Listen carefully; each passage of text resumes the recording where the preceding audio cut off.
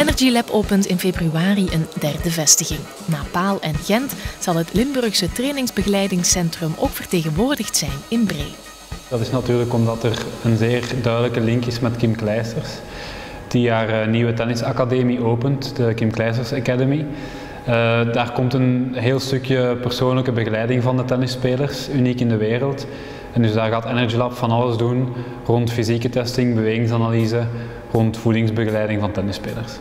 Na Bree plant Energy Lab de opening van een extra centrum in Eindhoven. Het aantal medewerkers zal hierdoor verdubbelen naar 30. Ik denk dat het grote geheim van ons succes is dat wij een zeer wetenschappelijke kwalitatieve analyse doen op de verschillende vlakken.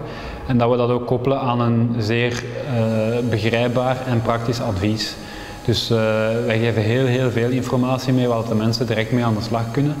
Dus er gaat eigenlijk niemand bij ons buiten zonder dat hij of zij tot in detail weet wat gedaan en ook vertrouwen heeft in die aanpak dat dat de correcte zaak zijn.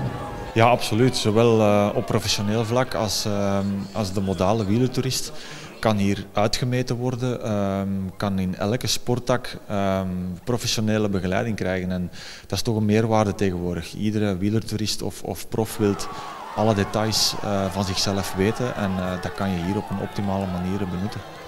Er is ook concurrentie onderling en dat maakt dat bedrijven zoals Energy Lab erg scherp zijn en altijd mee zijn met hun tijd. En dat zorgt ervoor dat je gewoon iedere keer een stapje voor bent op de concurrentie. En dat heb je als sporter, maar ook als wielertoerist tegenwoordig echt wel, kun je daar optimaal gebruik van maken.